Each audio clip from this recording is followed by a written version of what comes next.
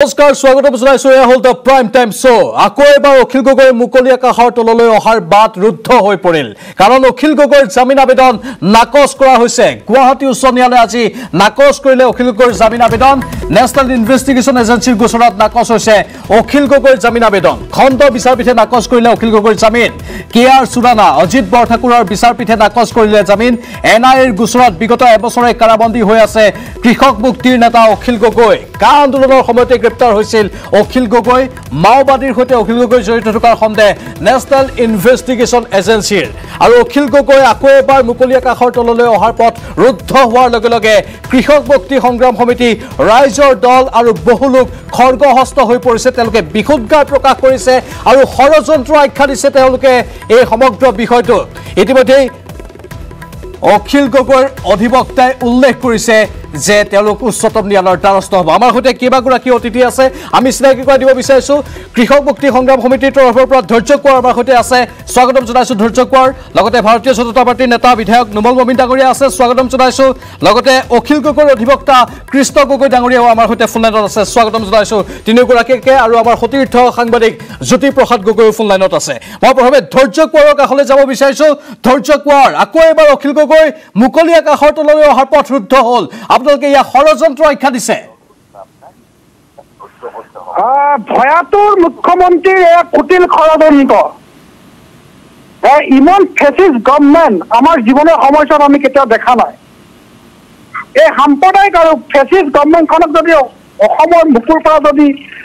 পুলিয়ে পোখালে উভালিব নোৱাৰো তেতিয়াহ'লে অসমৰ জাতীয় জীৱন কিন্তু নিৰাপদ নহয় আজি অখিল গগৈৰ ক্ষেত্ৰত যিটো হ'ল এতিয়া প্ৰমাণ কৰে যে অসমৰ মুখ্যমন্ত্ৰীজন কিমান প্ৰতিশোধ হলে এজন মুখ্যমন্ত্ৰীয়ে এনেকৈ ৰাইজৰ হৈ মাত মতা এটা কণ্ঠ কাৰ্য কৰি ৰাখিব পাৰে মই সেইকাৰণে মুখ্যমন্ত্ৰীজনক প্ৰত্যাহ্বান জনাই কৈছো যে সৰ্বমূলক প্ৰত্যাহ্বান জনাই কৈছো যে আপুনি আপোনাৰ হামক হোৱা পালে তল যায় বুলি এনেকৈ অখিল গগৈ কাৰাৰুদ্ধ কৰি ৰাখিছে যদি আপোনাৰ যদি সাহস আছে যদি আপোনাৰ কলিজাত যদি সাহস আছে তেতিয়াহ'লে অখিল গগৈ মুকলি আকাশৰ তললৈ মুকলি আকাশৰ তললৈ আনি আপুনি সমূহ সমৰত অৱতীৰ্ণ হওক নিশ্চয় ধৈৰ্য কোঁৱৰ লাইনত থাকক আপুনি ভাৰতীয় জনতা পাৰ্টিৰ নেতাগৰাকী আছে বিধায়ক নুমল মমিন ডাঙৰীয়া আমাৰ সৈতে আছে ফোন লাইনত নুমল মমিন ডাঙৰীয়া যিহেতু এয়া ন্যায়ালয়ৰ যুঁজ কিন্তু পোনপটীয়াকৈ চৰকাৰলৈ আঙুলি টোওৱা হৈছে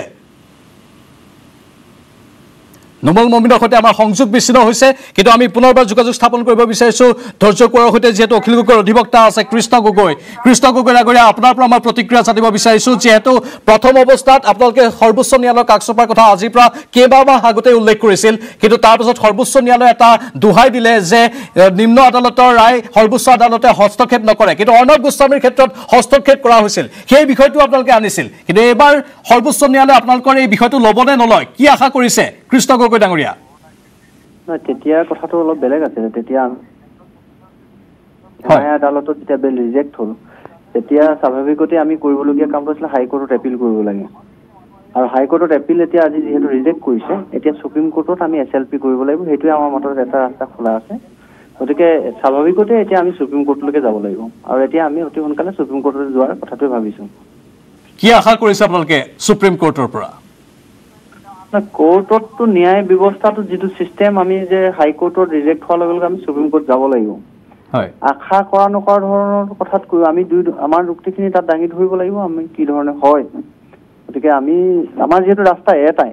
গতিকে আমি সুপ্ৰিম কোৰ্ট যাব লাগিব আৰু সুপ্ৰিম কোৰ্টে আমাক কি ধৰণৰ ন্যায় প্ৰদান কৰে সেইটো পৰৱৰ্তী সময়তে দেখা যাব আমিতো আশা লৈয়ে সুপ্ৰিম কোৰ্টলৈ যাম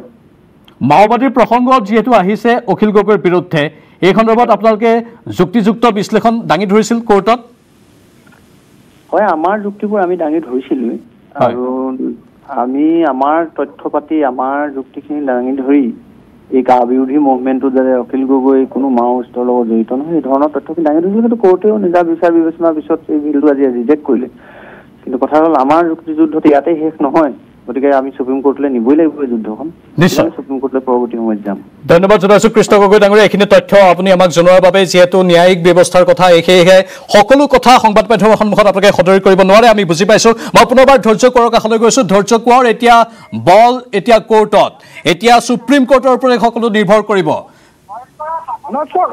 আমি কৈছো যে উচ্চতম ন্যায়ালয়ৰ দ্বাৰস্থ হ'ম ইয়াত আমি আজি ভাল ফল আহিব বুলি আশা কৰিছিলোঁ, কিন্তু সেই ভাল খবৰটো শেষত নাহিল। এতিয়াও আমাৰ ন্যায়ালয়ৰ ওপৰত ভৰসা আছে, গতিকে ভাবোঁ উচ্চতম ন্যায়ালয়ত আমি সেই ন্যায় পাম, প্ৰথম কথা। দ্বিতীয়তে আমি ক'ব খুজিছোঁ যে আমি আজি যথেষ্ট আঘাত পাইছোঁ। এই আঘাত কেৱল কৃষক মুক্তি আন্দোলন সমিতিয়ে পাইছে এনেকুৱা নহয়, অসমৰ ৰাইজে এই আঘাত পাইছে, অসমৰ জনগণে এই আঘাত পাইছে। অসমৰ জনগণে আজি অখিল গগৈক মুকলি আকাশৰ তললৈ অহাটো বিচাৰিছিল। আজি অখিল গগৈক মুকলি আকাশৰ তললৈ অহাটো অসমৰ ৰাইজে বিচাৰিছিল, অসমৰ ৰাইজৰ জনজীৱনৰ পৰা উঠি অহাটো দাবী আছিল। আজি ৰাষ্ট্ৰীয় আন্তঃৰাষ্ট্ৰীয় পৰ্যায়তো এই দাবী উত্থাপন হৈছিল। অখিল গগৈৰ অনুপস্থিতিৰ যি উপস্থিতি অসমৰ জনগণে মৰ্মে উপলব্ধি কৰিছে। তাৰ পাছতো কিন্তু এই মুখ্যমন্ত্ৰীগৰাকীয়ে, ইমান প্ৰতিশোধ পৰায়ণ মুখ্যমন্ত্ৰী, এই মুখ্যমন্ত্ৰীগৰাকীয়ে নিজৰ ৰাজনৈতিক স্বাৰ্থ সুৰক্ষাৰ ক্ষেত্ৰত এনেকৈ অখিল গগৈক কাৰাৰুদ্ধ কৰি ৰাখিছে। মই স্পষ্টভাৱে কৈছোঁ কৃষক মুক্ত সংগ্ৰাম সমিতিৰ তৰফৰ পৰা যে আমাক ভয় দেখাব নাহিব মুখ্যমন্ত্ৰী ডাঙৰীয়া। আমি এতিয়া আপোচ দি আছোঁ, শক্তিশালী আছোঁ, দৃঢ় হৈ আছোঁ। ধৈৰ্য কৰি আপোনাৰ এই প্ৰশ্নসমূহৰ উত্তৰ দিবলৈ নুমল মমিন আছে, আপুনি লাইনত থাকক। নুমল মমিনে আপোনাৰ এই প্ৰশ্নসমূহৰ উত্তৰ দিব। আপুনি যিখিনি প্ৰতিক্ৰিয়া প্ৰকাশ কৰিছে ভাৰতীয় জনতা পাৰ্টীৰ বিধায়ক নুমল মমিন ডাঙৰীয়া, আপুনি কি ক'ব কৃষক মুক্তি সংগ্ৰাম সমিতিৰ এই কথাত? নহয়, তেখেতসকলে এটা কথা ক'ব লাগে বুলি তেনেকুৱা কোৱাটো উচিত নহয়। মুখ্যমন্ত্ৰী ডাঙৰীয়া আক্ৰোশভাৱে কৰিছে বুলি তেওঁ এটা কোৰ্টৰ কেছ, এইটো কোৰ্টৰ যিটো সন্মান তাকে ম্লান কৰিছে আৰু কোৰ্টৰ কথাবিলাক তেওঁ বুজি নাপায় বুলি মই ভাবিছোঁ। কোৰ্টৰ যিটো মাননীয় সন্মানীয় ন্যায়ালয়ক সন্মান কৰা উচিত। কোনো ষড়যন্ত্ৰৰ বলি হোৱা নাই, এইটো কংগ্ৰেছৰ দিনত দিয়া কেছ হয়। আপোনালোকে অকল কথা ক'ব পাৰিলে কথা কৈ থাকিলে নহয়, কোৰ্টক সন্মান কৰা। আপোনালোকে মুখ্যমন্ত্ৰী ডাঙৰীয়াক সন্মান কৰিব নাজানে, ঠিকে আছে, গম পাইছোঁ আপোনালোকৰ যিটো চৰিত্ৰ। আপোনালোকে কোৰ্টক সন্মান কৰিবলৈ শিকক। অকল জোৰেৰে কথা ক'লে মানে কথা হৈ নাযায়। কোৰ্টক সন্মান কৰিব শিকক। মানুহকতো সন্মান কৰিব আপোনালোকে শিকা নাই, মুখ্যমন্ত্ৰী ডাঙৰীয়াক সন্মান কৰিব শিকা নাই, কিন্তু আপোনালোকে মহামান্য আদালতক সন্মান কৰিবলৈ শিকক। আদালতৰ বিচাৰটোৰ লগত মুখ্যমন্ত্ৰীৰ লগত কোনো কথা আপোনালোকে নানিব। আদালতত যেতিয়া যায় তেতিয়া মুখ্যমন্ত্ৰী বা চৰকাৰৰ কোনো ক'বলগীয়া নাথাকে। যদি অখিল গগৈ ডাঙৰীয়া নিৰ্দোষ, আদালতে তেওঁক মুক্তি দিব। চৰকাৰে মুক্তি দিয়া কথা নহয়। আপোনালোকে মুখ্যমন্ত্ৰী ডাঙৰীয়া আক্ৰোশ ভাৱ লোৱা কথাটো মিছাকে নক'ব। আপোনালোকে মুখ্যমন্ত্ৰীক সন্মান কৰিব নাজানে, অসমৰ ৰাইজক সন্মান কৰিব নাজানে, কিন্তু আদালতক সন্মান কৰিবলৈ শিকক। আদালতক সন্মান কৰিবলৈ শিকক।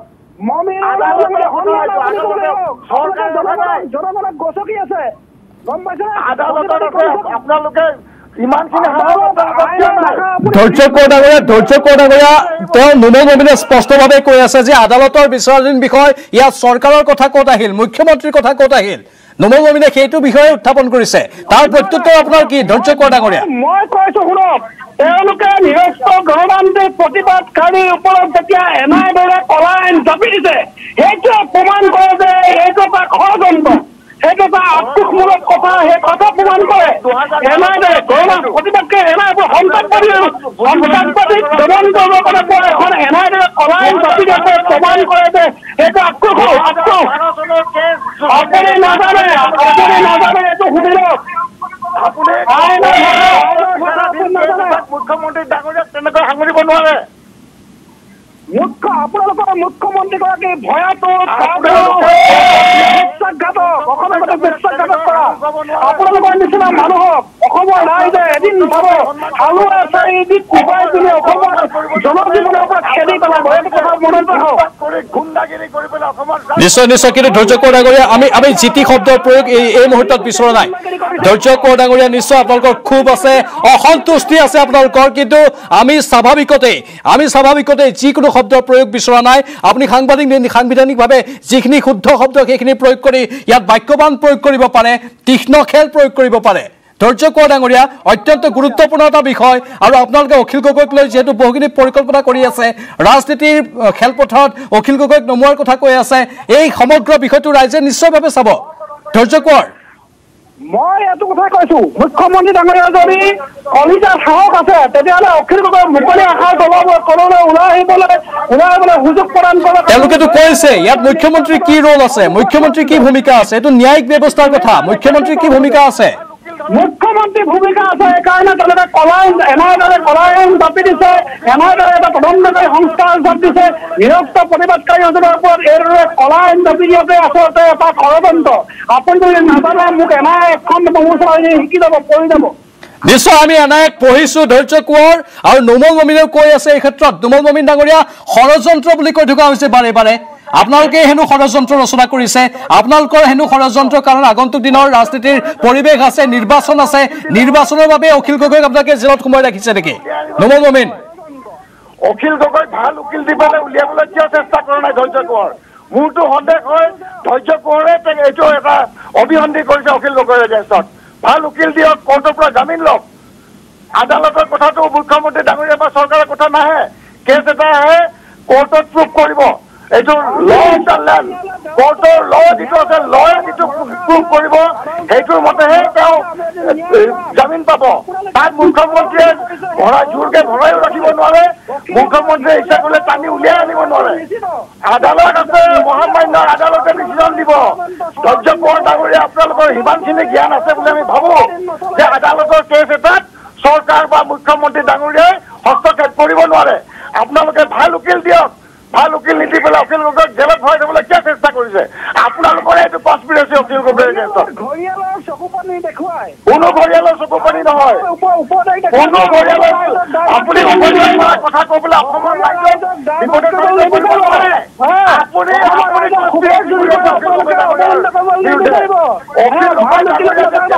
আপুনি বিচাৰিছে। ঠিক আছে ঠিক আছে ঠিক আছে, মই নোমল মমিন ডাঙৰীয়াক সুধিছো। নোমল মমিন ডাঙৰীয়া, এটা মোৰ প্ৰশ্ন, আপোনালোকে অখিল গগৈক ভয় কৰে নেকি? ৰাজনীতিৰ খেলপথাৰত অখিল গগৈৰ আগন্তুক দিনৰ যি ভূমিকা থাকিব সেই ভূমিকাই বিজেপিক ক্ষতি কৰিব পাৰে নেকি বাৰু? কেতিয়াও নোৱাৰে। অখিল গগৈ যেতিয়া জেলত নাছিলে আমি ইলেকশ্যন খেলিছো, 2016 চনত জিকিছো, 19ত জিকিছো, পঞ্চায়ত জিকিছো, কাউন্সিলৰ ইলেকশ্যন জিকিছো। এতিয়া অখিল গগৈ সোমাইছে বোলে আমি ইলেকশ্যন জিকিবলৈ কি প্ৰয়োজন আছে? আমি অখিল গগৈৰ কথাটো আমি চিন্তা নকৰো এই ক্ষেত্ৰত ইলেকশ্যনত জিকা হাৰা লৈ পেলাই। আমি অখিল গগৈ বাহিৰত থাকোঁতে জিকিছো, গতিকে তেখেত ওলাই আহক, আমাৰ লগত ফাইট কৰক। আমি ইলেকশ্যনত জিকিবলৈ কেনে আমি তাক দেখুৱাম। মানে আপোনালোকেও মনে প্ৰাণে বিচাৰে মমিন ডাঙৰীয়া যে অখিল গগৈ জেলৰ পৰা ওলাই আহক? উলিয়াই দিয়াৰ কাৰণে আপোনালোকেও মনে প্ৰাণে বিচাৰে যে অখিল গগৈ জেলৰ পৰা ওলাই আহক? মমিন ডাঙৰীয়া, যোনে অন্যায় নকৰা ব্যক্তি এজন জেলত থকাটো উচিত নহয়। এইটো আদালতে প্ৰমাণ কৰিব অখিল গগৈ দোষী নে নিৰ্দোষী। আমি ডক্টৰ নোমল মমিন বা আমাৰ মুখ্যমন্ত্ৰী বা ডাঙৰীয়া বা চৰকাৰে ক'ব নোৱাৰে অখিল গগৈ দোষী বুলি বা নিৰ্দোষী বুলি। আদালতে প্ৰমাণ কৰিব। আদালতক সন্মান কৰাটো তেখেতসকলৰ উচিত। তেখেতসকলে আদালতৰ পৰা যদি জামিন নাপায় আৰু আহি পেলাই বদনামটো গভৰ্ণমেণ্টক দিয়ে, মুখ্যমন্ত্ৰীক দিয়ে, অশালীন শব্দ ব্যৱহাৰ কৰে চৰকাৰৰ এজেন্সত মাননীয় মুখ্যমন্ত্ৰী ডাঙৰীয়া, যিটো অসমৰ সৰ্বতোকালৰ সৰ্বোত্তম মুখ্যমন্ত্ৰী, অসমৰ চুকে কোণে বৰাক ব্ৰহ্মপুত্ৰ পাহাৰ ভৈয়াম সকলো অঞ্চল ডেভেলপ কৰা এজন মুখ্যমন্ত্ৰী। নিশ্চয় নিশ্চয় নিশ্চয়, মই ধৈৰ্য কোঁৱৰক সুধিছো। ধৈৰ্য কোঁৱৰ, এতিয়া সময় আহি পৰিছে, ধৈৰ্য সহকাৰে সংযমেৰে আপোনালোকে এই গোচৰটোৰ মীমাংসাৰ ক্ষেত্ৰত আগবাঢ়িব লাগে। আপোনালোকৰ অধিবক্তাই এই ক্ষেত্ৰত যেনেধৰণৰ যুঁজ যুঁজিব লাগে সেই যুঁজখনে সকলো কথা নিৰ্ভৰ কৰিব। ধৈৰ্য কোঁৱৰ ডাঙৰীয়া, নহয় চাওক, আমি উচ্চতম ন্যায়ালয়ৰ দ্বাৰস্থ হ'ম, ন্যায়ালয়ৰ ওপৰত আমাৰ আশা আছে, আমি এদিন ন্যায় পামেই, এইটো কথা স্পষ্ট। তেওঁলোকে যিবিলাক ষড়যন্ত্ৰ কৰি আছে, আপোনাৰ চাওক, আজি অসম বিৰোধে যিমানবিলাক নীতি জাপি দিলে, আজি কা জাপি দিলে তেওঁলোকে, বিশেষ ৰাজ্যৰ মৰ্যাদাক ৰাখি দিলে, ইটোৰ পাছত ইটো উদ্যোগিক নীতি তেওঁলোকে চেঞ্জ কৰি পেলালে,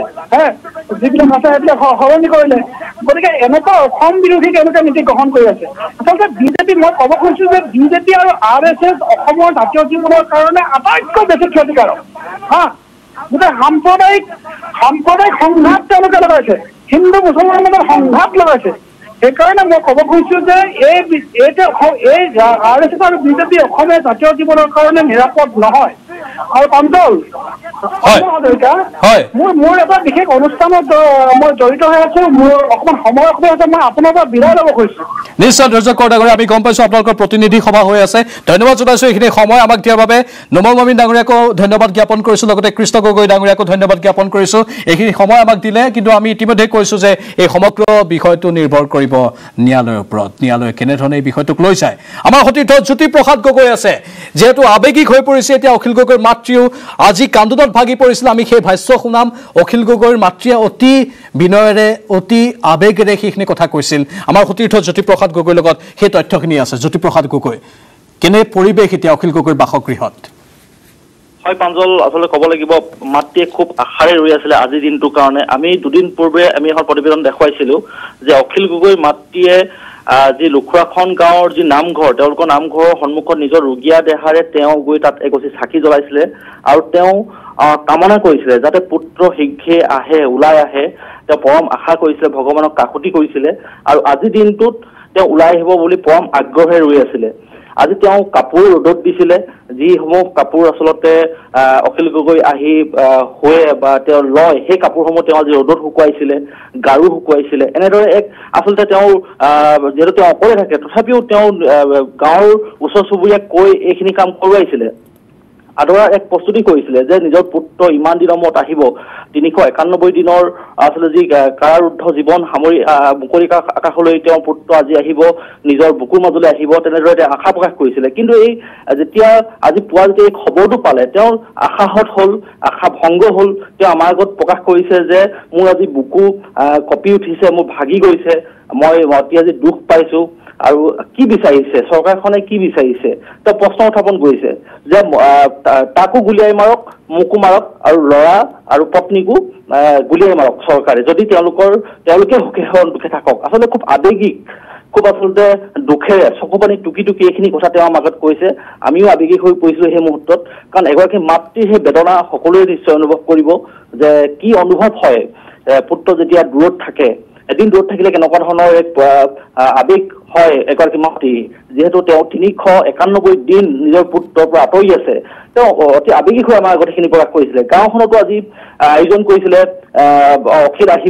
অখিলদা আহিব কিন্তু সেই আচলতে আশা সম্পূৰ্ণ নহল মাতৃ আজি চকুৰ পানী টুকি আছে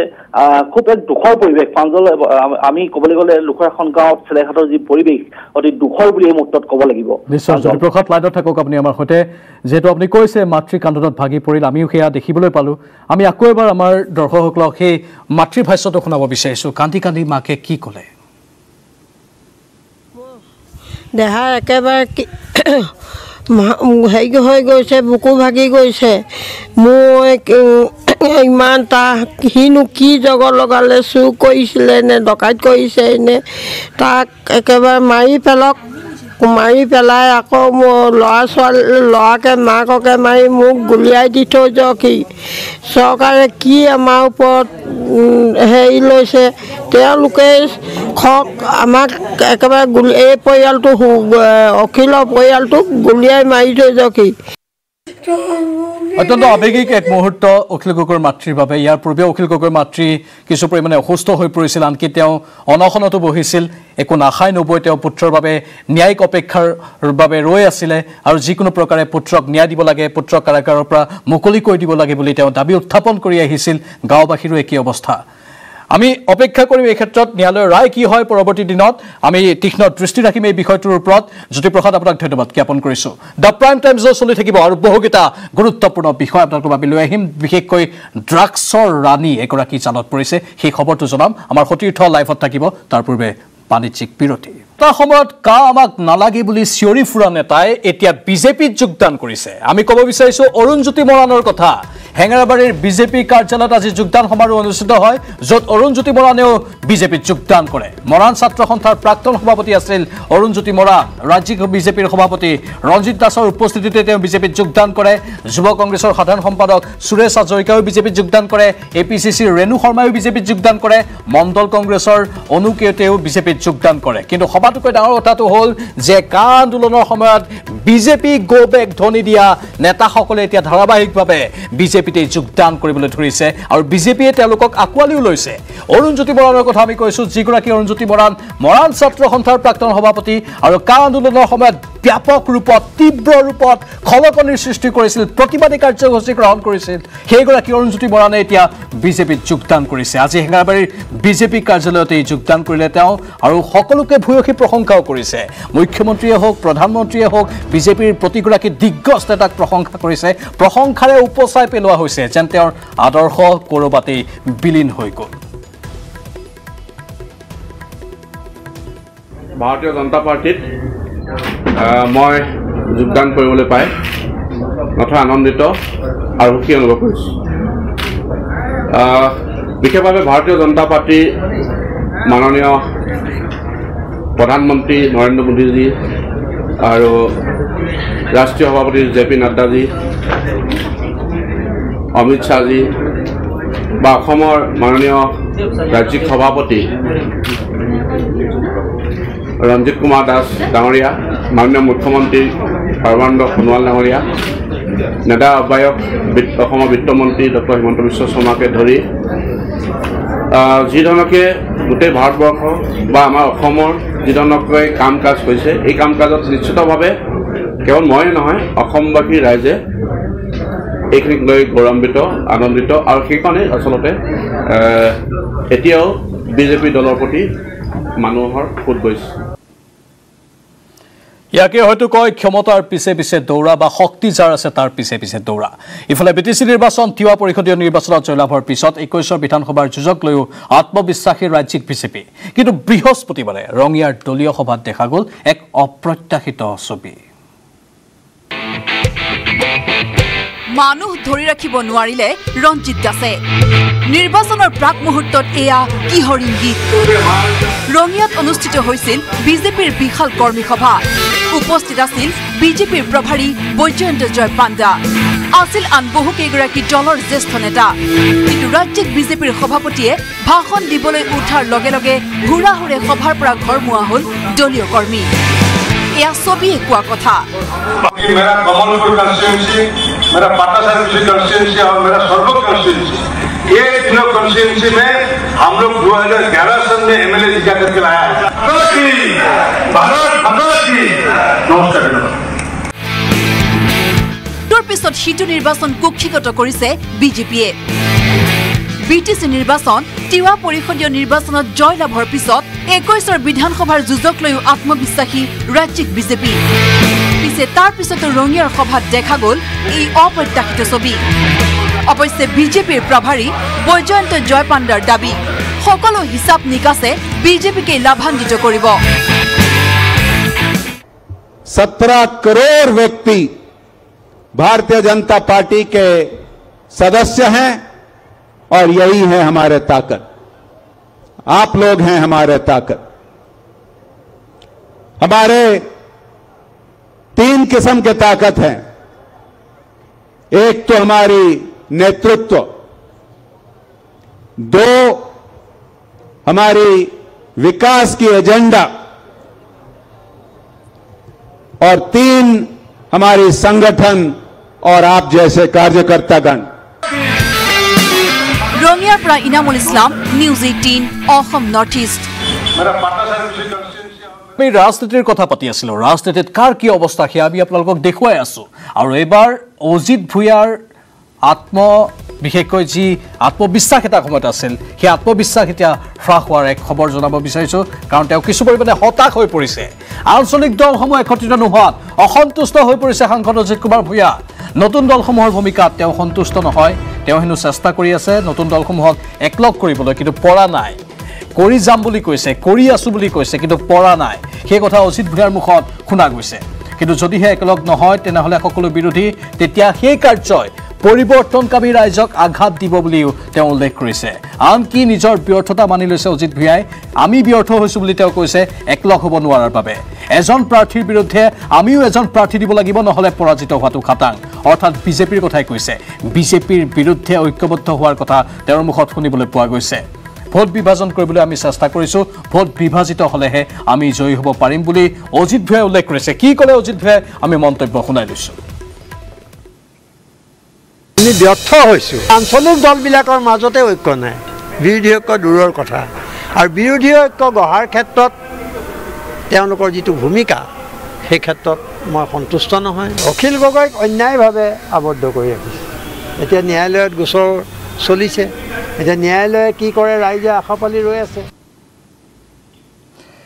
আমাৰ সতীৰ্থ হীৰকজ্যোতি মালাকাৰ আছে ফুল লাইনত অধিক জনাবলৈ, যিহেতু এই বাতৰিটো তেওঁ সংগ্ৰহ কৰিছিল আৰু বিভিন্নজনৰ সৈতে তেওঁ কথাও পাতিছে। হীৰক, এতিয়া বহুতে এনেধৰণেও ক'বলৈ ধৰিছে যে সাংবাদিক যেতিয়া ৰাজনীতিলৈ আহে হতাশ হোৱাটো হেনো স্বাভাৱিক। হীৰকজ্যোতি,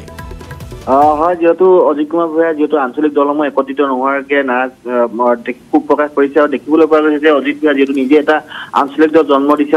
তেওঁ আন্দোলনৰ সৈতে আন আঞ্চলিক যিবোৰ দল আছে সেই দলসমূহৰ সৈতে একত্ৰিত হোৱাৰ চেষ্টা কৰি আছে কিন্তু সেই একত্ৰিত হোৱাৰ চেষ্টা যিহেতু তেওঁ বিফল হৈছে বুলি এক প্ৰকাৰ উল্লেখ কৰিছে আচলতে নিৰ্বাচনলৈ যিহেতু 3টা মাহ বাকী বিহু পূৰ্বে নিৰ্বাচন হোৱাৰ পূৰ্ণ সম্ভাৱনা আছে কিন্তু তাৰ পৰিলক্ষিত যিবোৰ আঞ্চলিক শক্তি একত্ৰিত হোৱাৰ কথা আছিল কিন্তু একত্ৰিত নোহোৱাৰ বাবে তেওঁ ব্যৰ্থ হৈছে বুলি কৈছে আৰু একত্ৰিত কৰিবৰ বাবে তেওঁ সকলো ধৰণৰ চেষ্টা অব্যাহত আছে আৰু ৰাখিম বুলি ইতিমধ্যে স্পষ্ট কৰিছে আচলতে যদি আঞ্চলিক শক্তি যিবোৰ দল আছে সেই দলসমূহ একত্ৰিত নহয় তেন্তে ভোট বিভাজন হোৱাটো এক প্ৰকাৰ নিশ্চিত তাৰ লাভৱান হ'ব কেৱল কংগ্ৰেছ আৰু বিজেপি বা যিবোৰ ৰাষ্ট্ৰীয়তাবাদী দলসমূহ আছে সেই দলসমূহ লাভৱান হ'ব আৰু ক'ব গ'লে যে যিহেতু কা বিৰোধী আন্দোলনৰ সময়ছোৱাৰ পৰা যিহেতু বিকল্প ৰাজনৈতিক দলৰ সমীক্ষা চলি আছিল বা বিপক্ষ ৰাজনৈতিক দল সকলোৱে লাগে বুলি কৈছিল আৰু তাৰে পিছতে কেইবাটাও এতিয়া অসম জাতীয় পৰিষদ বা অন্যান্য যিবোৰ দল আছে আঞ্চলিক দলসমূহ জন্ম হৈছিল নতুনকৈ যিবোৰ 2021 বৰ্ষত যিসমূহ দলে নিৰ্বাচন খুলিব কিন্তু এই আঞ্চলিক দলসমূহৰ পূৰ্বতে উল্লেখ আছিল যে একত্ৰিত হোৱা কিন্তু একত্ৰিত এতিয়ালৈকে হোৱা নাই আৰু যদিও এটা কথা স্পষ্টকৈ কৈছে যে ৰাজ্যৰ সাংসদগৰাকীয়ে যদি নতুন দলে ভাবিছে তেওঁলোকে 3টা শক্তি পৰাজিত কৰিব পাৰিম সেয়া এক প্ৰকাৰ সপোন অৰ্থাৎ যি তেওঁলোকে চৰকাৰ গঠন কৰাত সকলোৱে কৈছে যে আঞ্চলিক দলে এবাৰ চৰকাৰ গঠন কৰিব বা তেনেধৰণৰ সমীক্ষা ওলাইছে কিন্তু সেই সপোন সঁচাকৈ সপোন যে সাৰ্থক হ'ব সেয়া সাৰ্থক নহ'ব সেয়া এক প্ৰকাৰ হীৰক অজিত ভূঞাই কৈছে আকাশত চাং নাপাতিবলৈ আকাশত চাং পাতি এনে অযথা চেষ্টা কৰাৰ কোনো দৰকাৰ নাই বুলি তেওঁ কৈছে কিন্তু তেওঁৰ নিজৰ দলটোৰেচোন কোনো নাম ঘুমেই নাই তেওঁ নিজে আগন্তুক দিনত বিধানসভা নিৰ্বাচনত অৱতীৰ্ণ হোৱাৰ কথা কৈছে কিন্তু অজিত ভূঞাৰ দলটোৰেচোন এইখিনি একো ধৰণৰ নাম ঘুম আমি শুনিবলৈ পোৱা নাই হয় প্ৰাঞ্জল নিশ্চয় যেহেতু অজিত ভূঞা যিটো এটা দল খুলিছে সেই দলটো এতিয়ালৈকে কোনো ধৰণৰ নাম ঘুমে উচ্চাৰণ হোৱা নাই যিহেতু দলটো মনজিত মহন্ত আছিলে আৰু লগতে তেওঁ কৈছে যে আচলতে এজন সাংসদে বা এটা দলৰ প্ৰতিষ্ঠাপকে যদি এনেধৰণৰ কথা কয় সেয়া এক প্ৰকাৰ লক্ষণীয় বিষয় যদি যিহেতু তেওঁলোকে কৈছিল যে আঞ্চলিক দলসমূহ একত্ৰিত হ'ব লাগে আৰু সেই প্ৰয়াসৰে তেওঁলোকে সেই দলটো খুলিছিল কিন্তু সেই যিটো দল খুলিছিলে সেই দলটো কিন্তু আজি পৰ্যন্ত আপুনি চাব যায় যিবোৰ শাখা কমিটি আছে শাখা কমিটি কেৱল 5ৰ পৰা 6খনে জিলা শাখা কমিটি গঠন হৈছে কিন্তু তাৰ বাহিৰে কিন্তু বুথ কমিটি হওক বা অন্যান্য যিবোৰ কমিটি হওক অন্যান্য জিলা কমিটি হওক সেই কমিটি কোনো ধৰণৰ কমিটি তেওঁলোকে গঠন কৰা নাই বা হোৱা নাই কিন্তু তেওঁলোকে কৈছে যে নিৰ্বাচনত তেওঁলোকে কেৱল 10ৰ পৰা 12টা সমষ্টিতে তেওঁলোকে প্ৰতিদ্বন্দ্বিতা কৰিব কিন্তু তাৰ বাহিৰে যিবোৰ আন সমষ্টি আছে সেই সমষ্টিসমূহ আঞ্চলিক দলসমূহ এৰি দিব কিন্তু সেই 10ৰ পৰা 12 যদি সমষ্টিকেইটা সেই সমষ্টিকেইটা যদি প্ৰতিদ্বন্দ্বিতা কৰিব লাগে তেন্তে যি বুথ পৰ্যায় হওক বা অন্যান্য যিবোৰ গ্ৰাছৰুট লেভেলৰ যিবোৰ পৰ্যায় সেই পৰ্যায়ত সোমাব লাগিব কিন্তু সেই সোমোৱা আজি পৰ্যন্ত দেখিবলৈ পোৱা যিসমূহ তেওঁলোকে দল গঠন কৰিছিল বা সংবাদমেল মাতি দল গঠন হৈছিল বুলি কৈছিল কিন্তু তাৰ পিছত যদি কাৰ্যকলাপ চাব যায় কেৱল এখন দুখনে ৰাজহুৱা সভা এনেধৰণে হোৱা দেখিবলৈ পোৱা গৈছে অসমৰ আন প্ৰান্তৰ কিন্তু গুৱাহাটীত নিশ্চয় হীৰকজ্যোতি মল্লিকাৰ ধন্যবাদ জনাইছো আৰু ইতিহাস সাক্ষী আছে আমি ক'ব বিচাৰিছো ইতিহাস সাক্ষী আছে যে নিৰ্বাচন আহিলেই ৰাজনৈতিক দলৰ জন্ম হয় কিন্তু বহু ৰাজনৈতিক দল ফুটুকাৰ ফেনত পৰিণত হয় নাম ঘুমেই শুনিবলৈ পোৱা নাযায় তেওঁলোকৰ কোনো অস্তিত্বই নাথাকা হৈ যায় তেনেকুৱা অৱস্থা এতিয়া হ'ব নেকি অসমৰ ৰাজনীতিটো এইবাৰো এটা গুৰুত্বপূৰ্ণ প্ৰশ্ন এবাৰ আন এটা বিষয় প্ৰাইম টাইম শ্ব'ত আপোনালোকৰ বাবে আমি লৈ আহিব বিচাৰিছোঁ জামিনবিহীনভাৱে এবছৰলৈ অসমৰ ডিটেনশ্যন কেম্পত থাকিব লাগিব ড্ৰাগছ মাফিয়া সংগীতা ৰাণী ড্ৰাগছৰ ৰাণী আচলতে তেওঁ সংগীতা ৰাণী ৰাজ্যপালে আৰক্ষীৰ আবেদনৰ ভিত্তিত সংগীতা ৰাণীক the prevention of illicit traffic in narcotic drugs and psychotropic substance আইন 1988ৰ অধীনত এবছৰৰ বাবে জামিনবিহীন ডিটেনশ্যনৰ অনুমতি দিছে 2020 চনত ক্ৰাইম ব্ৰাঞ্চে পল্টন বজাৰ এলেকাত অভিযান চলাই সংগীতা ৰাণীক 75 লাখ নগদ টকাসহ গ্ৰেপ্তাৰ কৰিছিল সংগীতা ৰাণীক গ্ৰেপ্তাৰৰ পিছতে ক্ৰাইম ব্ৰাঞ্চ তথা মহানগৰ আৰক্ষীয়ে জব্দ কৰিবলৈ সক্ষম হৈছিল কেইবা লাখ টকাৰ নিষিদ্ধ ড্ৰাগছ অসমত প্ৰথমবাৰৰ বাবে এই আইনৰ অধীনত এবছৰলৈ কোনোবা অপৰাধীক ডিটেনশ্যন কেম্পলৈ প্ৰেৰণ কৰা হৈছে আৰু এই আইন NSCৰ দৰে য'ত এবছৰলৈ কোনো ধৰণৰ জামিনৰ সুবিধা নাথাকে আমাৰ সৈতে বৰ্তমান গুৱাহাটী মহানগৰ আৰক্ষী আয়ুক্ত মুন্না প্ৰসাদ গুপ্তা লাইভত আছে আমাৰ সতীৰ্থ ঋত্বিক আছে তেওঁৰ সৈতে ঋত্বিক আপোনাৰ কাষলৈ গৈছোঁ আৰক্ষী আয়ুক্তগৰাকীয়ে এই সন্দৰ্ভত কি তথ্য দিব অসমত প্ৰথমবাৰৰ কাৰণে ড্ৰাগছ সৰবৰাহৰ কাৰণে এগৰাকী মহিলাক এবছৰৰ কাৰণে তেওঁলোকক ডিটেনশ্যনৰ কাৰণে দিয়া হৈছে the prevention of illicit traffic in narcotic drugs and psychotropic substance act 1988ৰ যোগেদি আজি 5 তাৰিখে অসমৰ যিগৰাকী ৰাজ্যপাল আছে তেওঁ সেইটো সিদ্ধান্ত লৈছে যে তেওঁক এবছৰৰ কাৰণে ডিটেনশ্যনত দিব হ'ব যোনটো মহানগৰ আৰক্ষী বা অসম আৰক্ষীৰ কাৰণে এটা সাফল্য যাত অসম আৰক্ষীৰ ফালৰ পৰা কোৱা হৈছিল বা ড্ৰাগছৰ বিৰুদ্ধে যি অভিযান চলাই থকা হৈছিল বিগত কেইবা বছৰ ধৰি সেই এটা সাফল্য আমাৰ লগত মহানগৰ আৰক্ষীৰ আয়ুক্ত আছে যিগৰাকীৰ নেতৃত্বতে এইটো সফল হ'ল আৰু মহানগৰ আৰক্ষীৰ আয়ুক্তগৰাকীৰ নেতৃত্বতে এনেধৰণৰ অভিযান য'ত এই যি আইন আছে সেই আইন যোগেদি প্ৰথমবাৰৰ কাৰণে এনেধৰণৰ এটা পৰিৱেশ সৃষ্টি হৈছে হয় এই কেছটোত আমি 28 জুলাই 2020 যোৱা বছৰ 28 জুলাইত এল সংগীতা ৰাণীক আমি এৰেষ্ট কৰিছিলোঁ পল্টন বজাৰৰ এটা এৰিয়াৰ এখন জেগাৰ পৰা আৰু তেওঁৰ ওচৰৰ পৰা আমি প্ৰায় 85 লাখতকৈ অধিক ধন আমি কেছ ৰিকভাৰ কৰিছিলোঁ আৰু তেওঁ এইখিনি ড্ৰাগছ ট্ৰাফিকিঙত তেওঁ ব্যৱহাৰ কৰা বুলি আমি তথ্য পাইছিলোঁ ইয়াৰ বাহিৰেও এল সংগীতা ৰাণীৰ বিৰুদ্ধে ইয়াৰ আগতেও কেইবাটাও গুৱাহাটী মহানগৰীত কেছ ৰুজু কৰা আছে আৰু তেওঁৰ সেই কেছত আগতেও এৰেষ্ট হৈছিল আৰু তেওঁৰ পৰা ড্ৰাগছ ইত্যাদি জব্দ কৰা হৈছিল গতিকে এইবাৰ আমি এৰেষ্ট কৰাৰ পিছত তেওঁ এটা prevention of illicit traffic in narcotics drugs and substances act 1988ত এটা প্ৰভিজন আছে যাৰ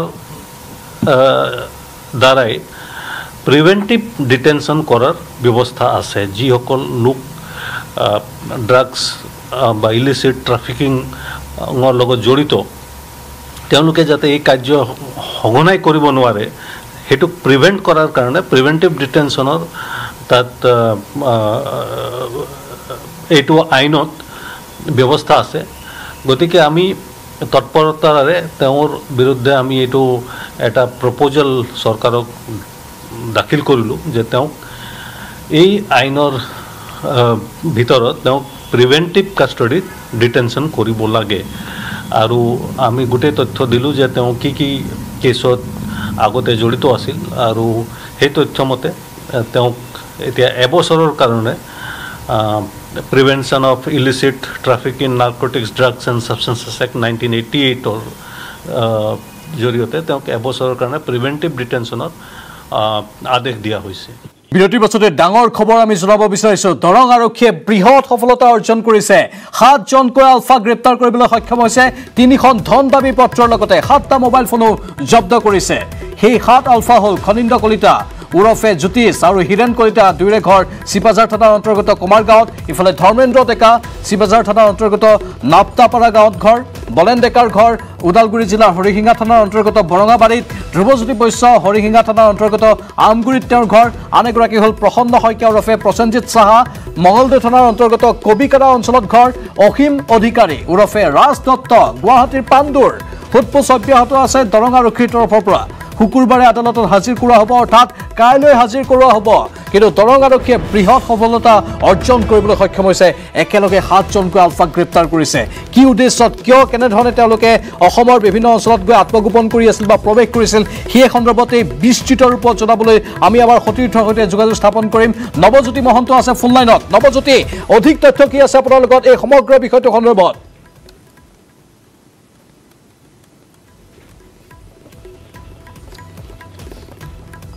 নৱজ্যোতিৰ সৈতে আমি যোগাযোগ স্থাপন কৰিবলৈ চেষ্টা অব্যাহত ৰাখিছোঁ কিন্তু 3খন ধন দাবী পত্ৰ আৰু 7টা মোবাইল ফোন জব্দ কৰা হৈছে ধন দাবী পত্ৰ উদ্ধাৰলৈ চাই এই ধন দাবীৰ সৈতে 7 আলফা কেডাৰ জড়িত থকাৰ সন্দেহ কৰা হৈছে কিন্তু যেহেতু এতিয়া নিৰ্বাচনী বতৰো আহিছে আৰু বিভিন্ন ধৰণৰ বিশেষ তথ্যসমূহ সন্মুখলৈ আহিবলৈ ধৰিছে উগ্ৰপন্থীৰ কাৰ্যকলাপৰ বিষয়ে তাৰ মাজতে 7জনকৈ আলফা কৰায়ত্ব হৈছে দৰং আৰক্ষীয়ে এই বৃহৎ সফলতা অৰ্জন কৰিছে 3খন ধন দাবী পত্ৰৰ লগতে 7টা মোবাইল ফোন সহ 7জনকৈ আলফা কৰায়ত্ব কৰিছে ইতিমধ্যে আমি নাম জনাইছোঁ খনিন্দ কলিতা ওৰফে জ্যোতিষ হিৰেণ কলিতা লগতে ধৰ্মেন্দ্ৰ ডেকা বলেন ডেকা ধ্ৰুৱজ্যোতি বৈশ্য প্ৰসন্ন শইকীয়া ওৰফে প্ৰসেনজিৎ সাহা লগতে অসীম অধিকাৰী আৰু ৰাজ দত্ত এওঁলোকক কৰায়ত্ব কৰিছে দৰং আৰক্ষীয়ে আৰু কাইলৈ আদালতত হাজিৰ কৰোৱা হ'ব এই 7জন আলফা কেডাৰক আলফাৰ শক্তি মাজতে কমি যোৱা বুলি বিভিন্নজনে উল্লেখ কৰিছিল কিন্তু এতিয়া বিভিন্ন ঠাইত আকৌ পুনৰ আলফা কৰায়ত্ব হ'বলৈ ধৰিছে সেয়েহে আলফা যে নতুন সদস্য ভৰ্তি কৰি আছে সেই কথা স্পষ্ট বা প্ৰমাণিত হৈ পৰিছে 7 আলফা কেডাৰ মঙলদৈ বা দৰঙৰ বিভিন্ন প্ৰান্তত এওঁলোকে বিভিন্ন ধৰণৰ কামৰ বাবে আহিছিল ধন দাবী বা আন কিছু কাৰ্যকলাপৰ বাবে প্ৰৱেশ কৰিছিল তেতিয়া দৰং আৰক্ষীয়ে এই সফলতা অৰ্জন কৰিছে আৰু কৰায়ত্ব কৰিবলৈ সক্ষম হৈছে বৰ্তমান খুদা পোছা চলি আছে কাইলৈ আদালতত হাজিৰ কৰোৱা হ'ব এই 7 আলফা কেডাৰক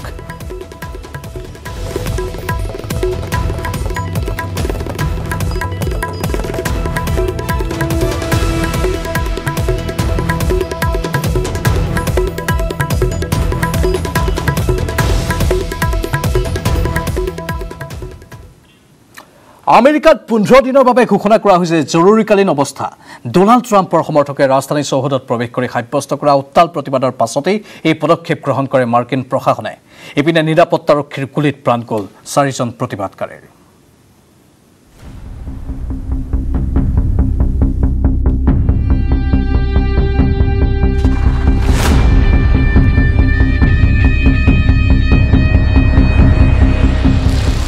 আমেৰিকাৰ ইতিহাসত নোহোৱা নোপোজা ঘটনা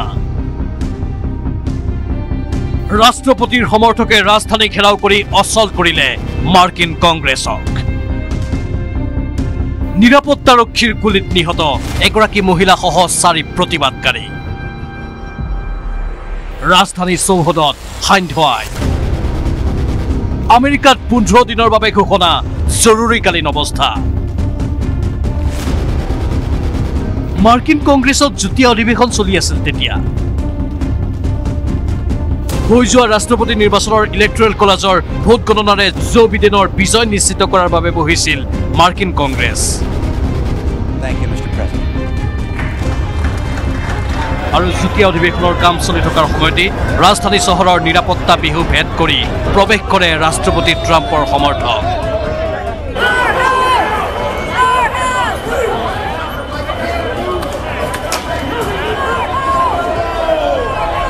প্ৰতিবাদকাৰীসকলে বিল্ডিং বগাই ভিতৰত প্ৰৱেশ কৰে অচল কৰি তোলে কংগ্ৰেছৰ কাম-কাজ নিৰাপত্তাৰক্ষীৰে সৃষ্টি হয় হতাহতি সমৰ্থকৰ শ্লোগান ট্ৰাম্পৰ বাবে আৰু 4 বছৰ লক্ষণীয়ভাৱে কেৱল ৱাশ্বিংটন ডিচিতে নহয় বহুকেইখন ৰাজ্যৰ ৰাজধানীতে ট্ৰাম্পৰ সমৰ্থকে সাব্যস্ত কৰে প্ৰতিবাদ Thuggish tactic and every dirty trick to arrest peace. Oklahoma, Georgia, Arizona আৰু ৱাশ্বিংটনত প্ৰতিবাদকাৰীৰ হাতত দেখা গ'ল মাৰণাস্ত্ৰ অৱশ্যে অধিকাংশ প্ৰতিবাদকাৰীয়ে সাব্যস্ত কৰে শান্তিপূৰ্ণ প্ৰতিবাদ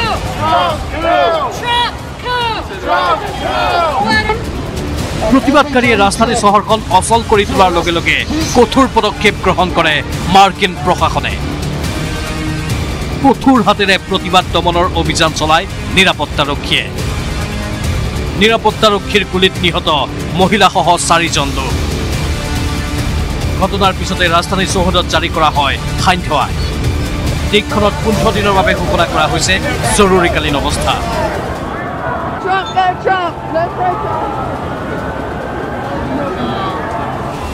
আনহাতে ফেচবুক কৰ্তৃপক্ষই 24 ঘণ্টাৰ বাবে ব্লক কৰিছে ডোনাল্ড ট্ৰাম্পৰ ফেচবুক পেজ টুইটাৰতো 12 ঘণ্টাৰ বাবে ব্লক কৰিছে ট্ৰাম্পৰ একাউণ্ট আমেৰিকাৰ ৰাজধানী চৌহদত সংঘটিত ঘটনাক বিশ্বৰ আগশাৰীৰ নেতাসকলে একেমুখে নিন্দা কৰিছে ঘটনাক নিন্দা কৰিছে ভাৰতৰ প্ৰধানমন্ত্ৰী নৰেন্দ্ৰ মোদীয়ে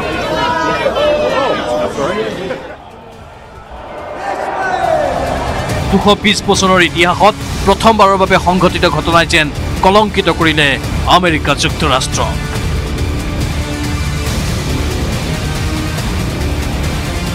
アメリカの民主主義がこの困難な状況を乗り越えて社会の平穏と協調を取り戻すとともに平和的かつ民主的に政権移行が進むことを期待したいというふうに思います。I just wanted to express our friendship and our faith in the United States. What happened today in Washington, D.C. is not America. It's just a threat to democracy. It's completely shocking. And I think it's just shocking that people would actually be with such a leader. Und ich bin mir ziemlich sicher, da geht es mir wie den allermeisten Freunden der Vereinigten Staaten von Amerika. News Desk, News 18, Ahom Northeast. আৰু অৱশেষত মাৰ্কিন যুক্তৰাষ্ট্ৰত গণতন্ত্ৰৰ জয় হ'ল মাৰ্কিন কংগ্ৰেছে জো বাইডেনক দিলে জয়ৰ প্ৰমাণপত্ৰ ডোনাল্ড ট্ৰাম্পে স্বীকাৰ কৰিলে পৰাজয় ক্ষমতাৰ হস্তান্তৰত সহযোগিতা কৰিব এতিয়া ডোনাল্ড ট্ৰাম্পে বুধবাৰৰ ঘটনাৰ পিছতে মাৰ্কিন কংগ্ৰেছে এই ঘোষণা কৰে 20 জানুৱাৰীত শপত গ্ৰহণ কৰিব জো বাইডেন হ'ব মাৰ্কিন যুক্তৰাষ্ট্ৰৰ 46 সংখ্যক ৰাষ্ট্ৰপতি ট্ৰাম্পৰ সমৰ্থকে অভাৱনীয় পৰিস্থিতিৰ সৃষ্টি কৰিছিল ৰাষ্ট্ৰীয় ৰাজধানীত ইতিমধ্যে প্ৰতিবেদনত আমি সমস্ত তথ্যখিনি আপোনালোকৰ বাবে আগবঢ়ালোঁ